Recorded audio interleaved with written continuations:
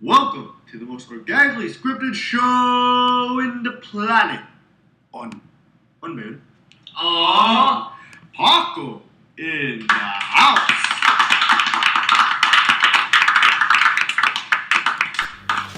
Kotse bang hanap nyo? Oo! Dito sa Cerritos Mitsubishi, we have a wide selection of new and used cars. Panalo sa presyo. Panalo sa serbisyo. Kabayan, tutulungan kita makuha ang brand new car mo. Ano man ang credit situation nyo, matutulungan namin kayo with our Kabayan Special Financing Option. Tawag na mo. Para sa dream car na Punta na kayo dito sa Cerritos Mitsubishi. Or sa iba pa namin locations.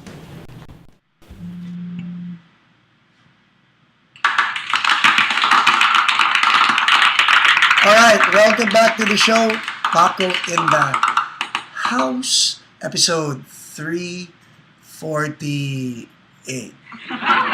Bakit kaya natatawa? 348 naman talaga eh. Episode 348 of Paco in the House is happening now. Kaya, I hope you guys are watching, because if you guys are watching, then we are making you happy! But it's true.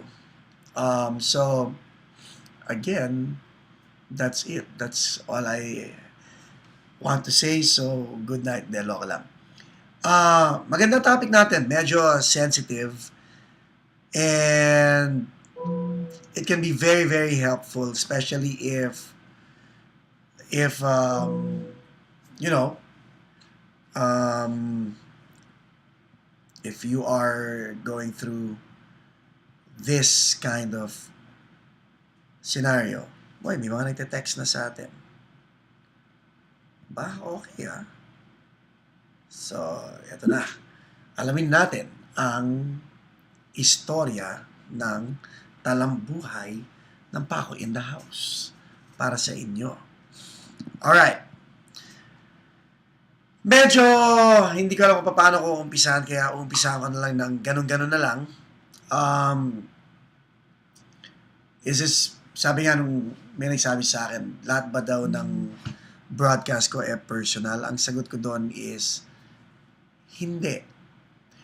Pero lahat ng, everything that we talk about on the show is close to my heart, which means I've seen it with other people, or I've experienced it myself, or I've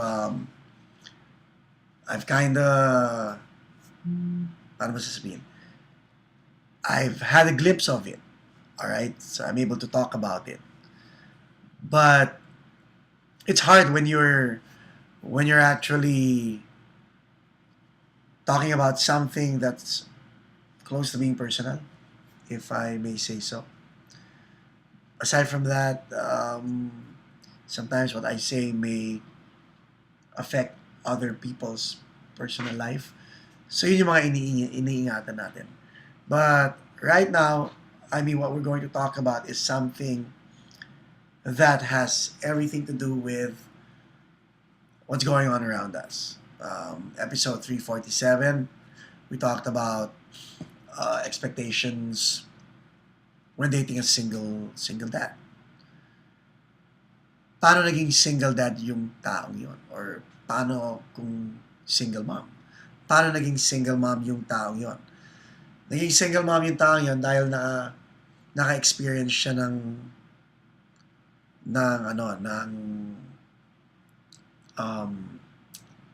tawag dito, naka-experience siya ng divorce, di ba? So, hindi ko alam kung paano natin pag-uusapan yan. Kaya, we'll try to do it right now. Ang topic natin ngayon ay, eto na po, 7 signs you're headed for divorce. And walang papalakpak. Hindi pwede pumalakpak dito dahil medyo sensitive. But, yun ang topic natin. 7 signs you are headed for divorce. Okay, may mga nagko-comment sa Facebook. Guys, if you are on Facebook, feel free to PM me or chat with me. If you are on our Ustream channel, pacointhehouse.com, then feel free to join the chat room. We are there. At kayo na ho ang bahala. Okay? Now, ito maganda. Pag sinabi ko maganda, yung topic natin is not really about heading toward divorce. It's about saving you and your relationship from heading toward divorce. Okay? Sometimes you're paranoid about your relationship, or sometimes medyo, I'm talking to you as a girl, ha?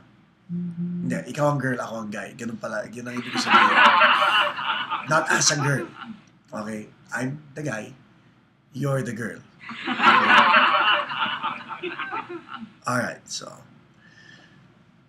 let's say feeling mo paranoid ka about your relationship with your husband. Medyo pangit yun. I mean, if you feel that there are symptoms that leads to your paranoia, the best thing to do is to sit him down and confront the issues. Not him, but the issues. Okay? There's a chance you might be able to save your marriage. Yung ating kaibigan si Jonathan Manuel sumagot na kagad at nag-comment. Sorry, pero napareact ako bigla. I would suggest that he watch the show muna. Okay, para masaya. Yun. Okay, yun na. Ano ang mga signs? What are the signs that your marriage is headed for divorce? I mean, alamin natin. Itong mga signs na to, kinumpile ko to by reading other books and all that stuff. I wouldn't say this is original, but, you know, it is what it is. Okay. Number 1. So, 7 signs you're headed for divorce, ha? Ito yung hinirit ni Jonathan Manuel.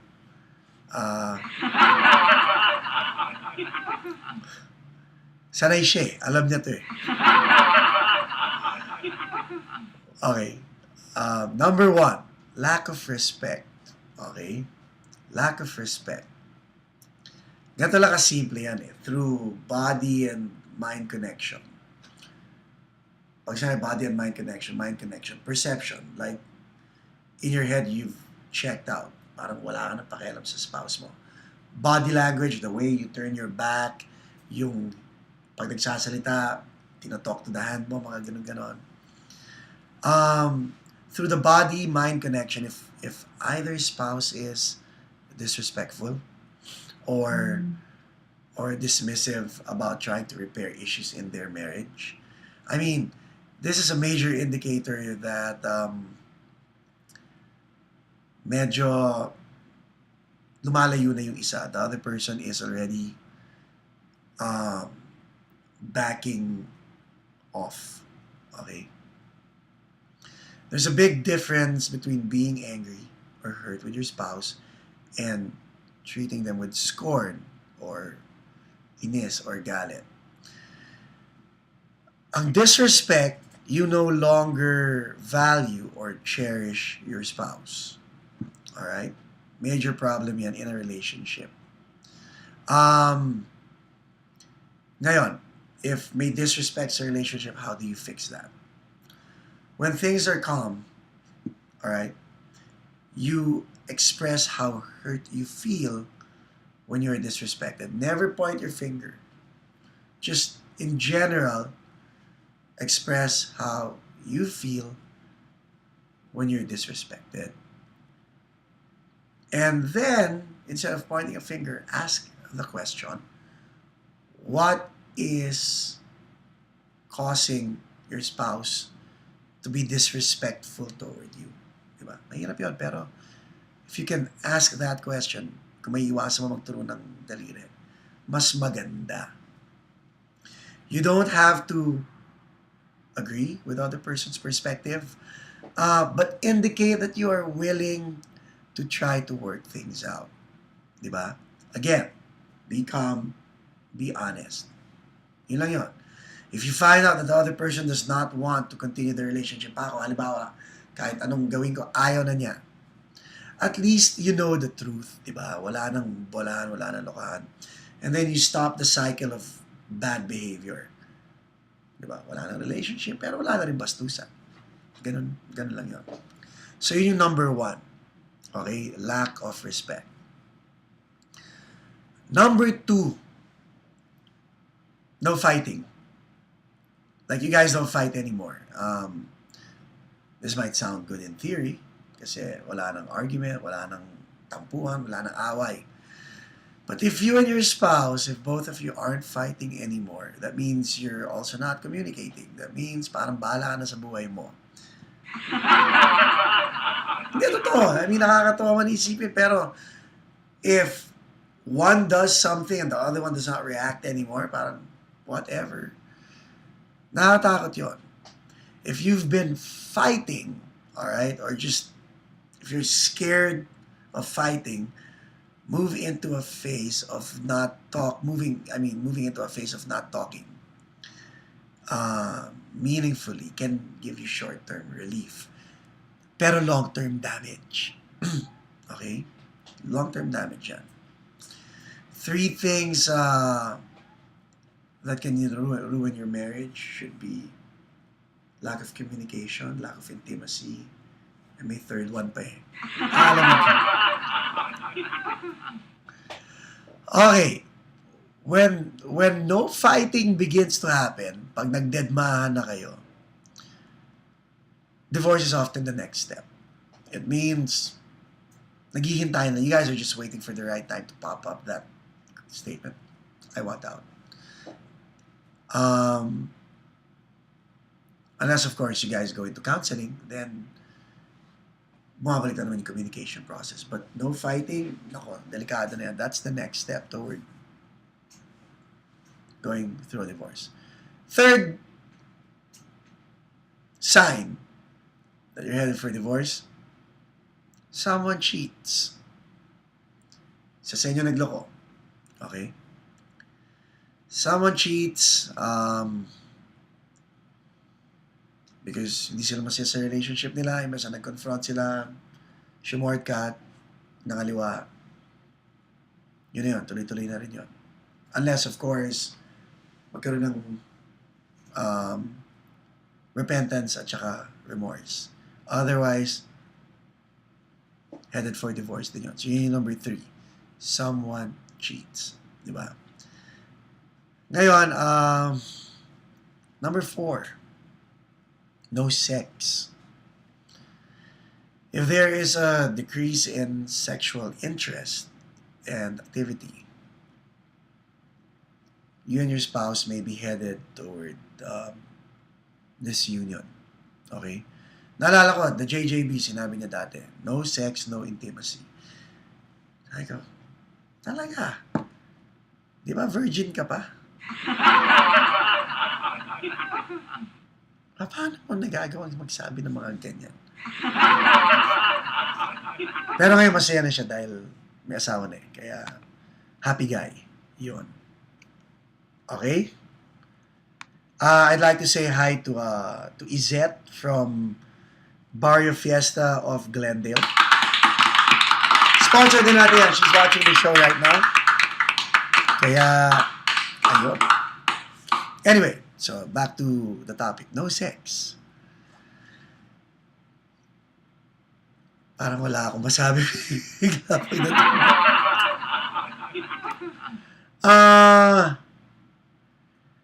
I mean, instead of feeling rejected or angry, understand that a decrease in sexual intimacy is not the problem.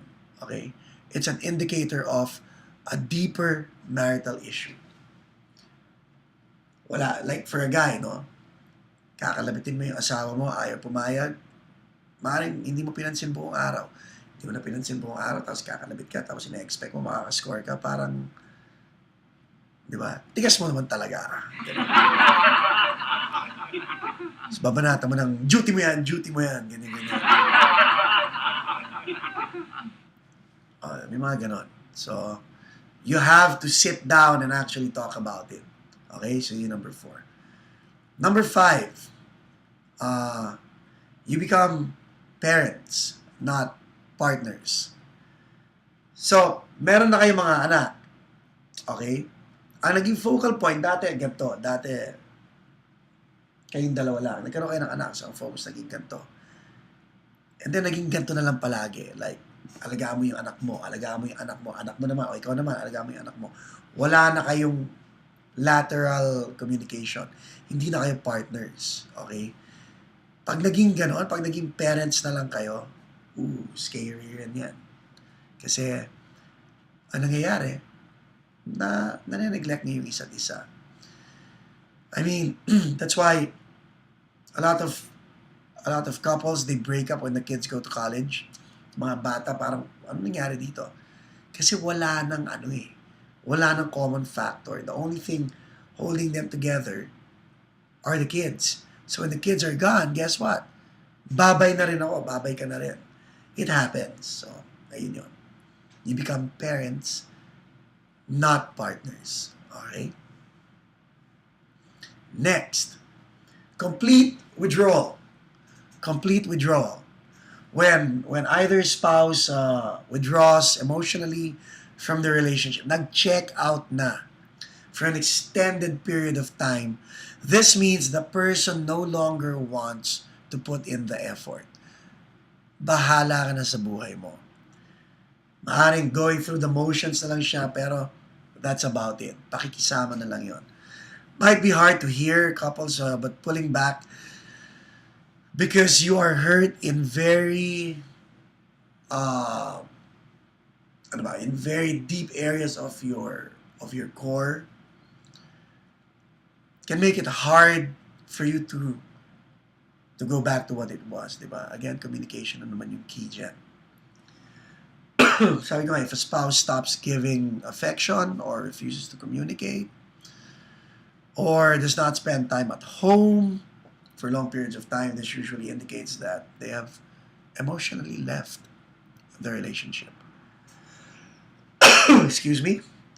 It happens. When that happens, you need to verbalize your concerns or you need to write a note telling your spouse na wag naman ganito.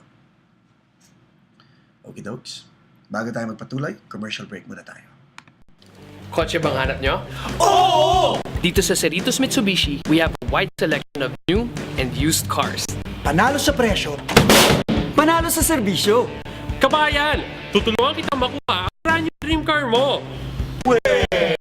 Ano man ang credit situation nyo, matutulungan namin kayo with our Kabayan Special Financing Option. Tawag na mo. Para sa dream car na hanap mo. Punta na kayo dito sa Cerritos Mitsubishi.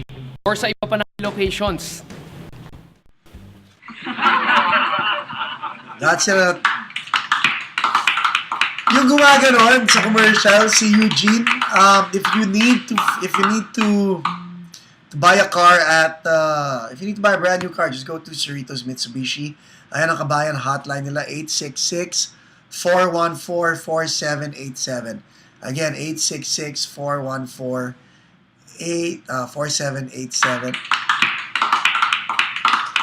Cerritos Mitsubishi, hanapin nyo si Mark, DJ Mouth, si Eugene, hanapin nyo silang lahat.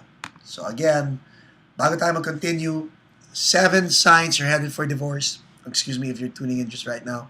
Number 1, your partner has lack of respect toward you. Okay? Number 2, you and your partner don't fight anymore. Or spouse, kasi divorce nga, di ba? Number 3, you or your spouse cheats. Number 4, there is no more sex and intimacy between you and your spouse. Number 5, you and your spouse become parents, not partners. And number 6, you or your spouse has completely withdrawn from the relationship. In other words, emotionally checked out of the relationship. Okay? Last but not least, number 7, there is unwillingness to resolve conflict. If one of you refuses to try and work out the conflicts or the problems, guess what? You are in a dead-end relationship. Okay? There's a difference between not knowing how to resolve arguments and the refusal to resolve arguments. If one spouse or both spouses are unwilling to negotiate or to stop arguing or to seek counsel, wala na. Sure sign na that your relationship or your marriage is headed for divorce. Guys, if you feel that what we talked, yun na yun. Thank you.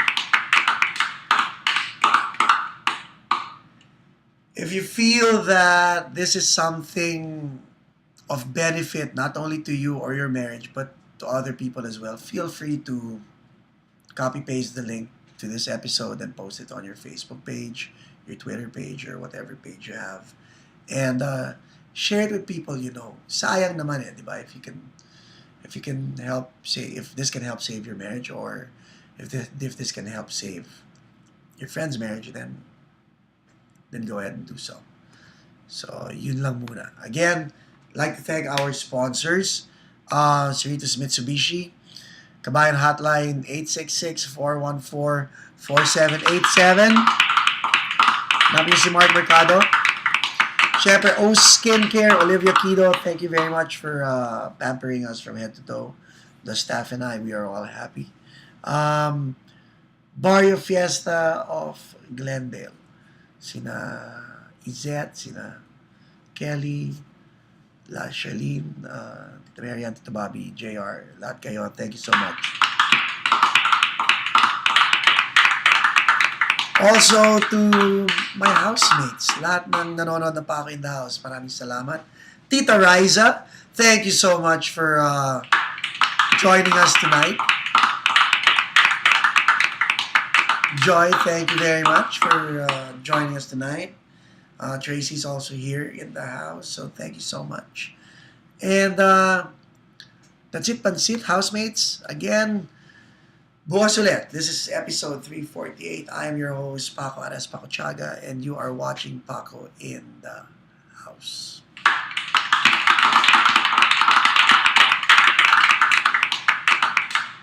Good night.